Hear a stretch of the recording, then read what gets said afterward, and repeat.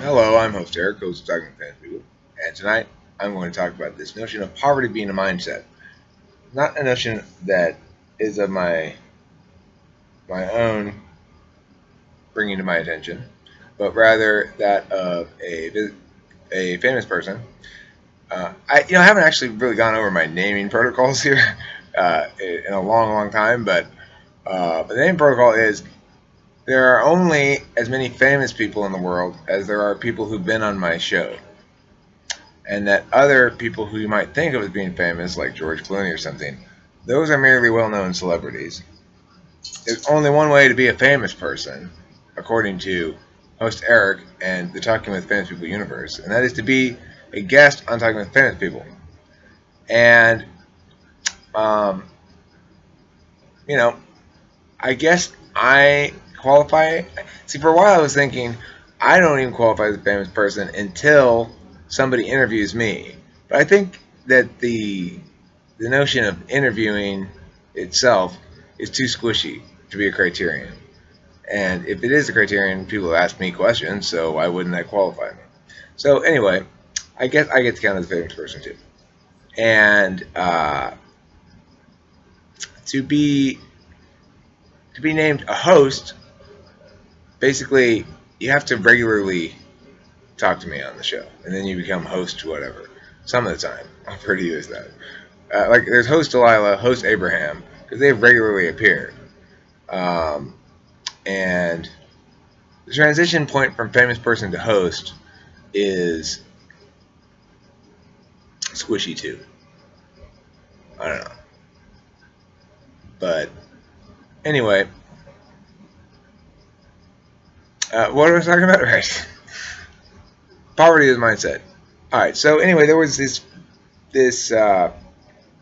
three-person conversation I was having on GoToMeeting. It was not a quadruple. It was not a tridable even. Not even a tridable. So it was me and Patrick and Zachary. And at a certain point in the conversation, the topic turned to poverty. Patrick, Patrick introduced the notion of poverty being a mindset.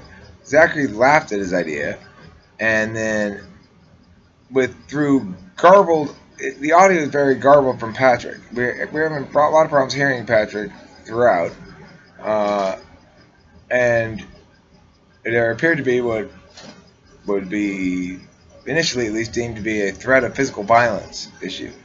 So the issue of which kind of rhetorical devices are permitted in the forum came up a little bit, and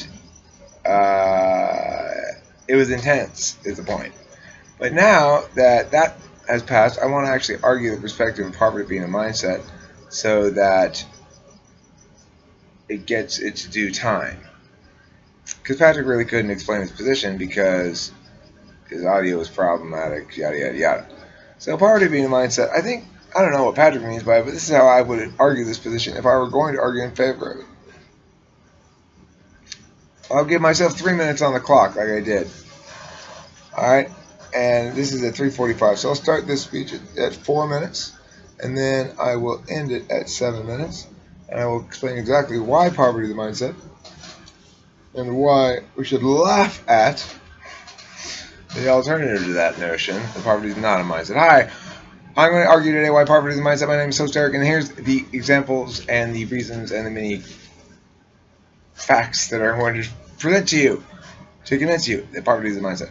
Number one, the state of poverty is not a moment in time. A person is not poor or rich in the sense of, well, at this moment they have a lot of money, or that moment they have a lot of money. Poverty is a persistent condition, which is to say individuals who have insufficient financial resources to achieve a standard of living that is somewhat on par with the standard of living of their neighbors and fellow citizens.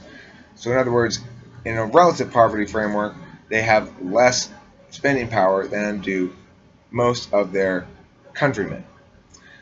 In an absolute poverty framework, which is a definition that the World Bank uses and various other organizations, aren't any poor people in America because the number that they use for that is like $2 a day, I think now. It used to be $1.50 a day.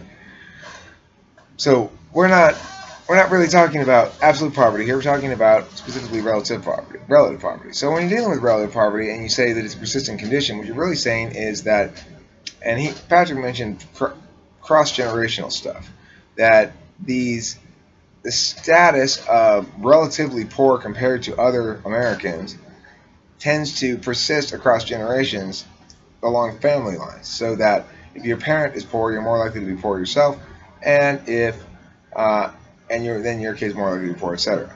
And so if there is necessarily then, one might make the argument, a claim to the notion that poverty is a mindset, because it is something that is taught from parent to child.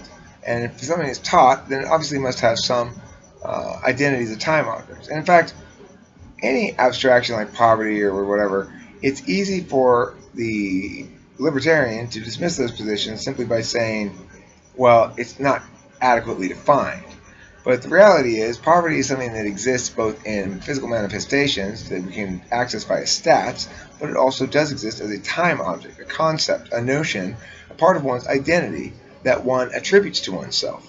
So if one is poor and is thought to be poor by one's fellows, and it's clear to that person that that's the case, it's unavoidably going to be clear, those messages can't not be conveyed, then it makes perfectly good sense that those individuals internalize that as part of their identity. And that's what makes it a mindset, not just a state of how much money you have at the moment. In fact, that's the meaningless description of it.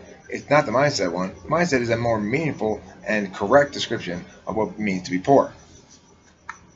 Thanks for watching Hypothetical People. Remember, I don't necessarily agree with what I just said.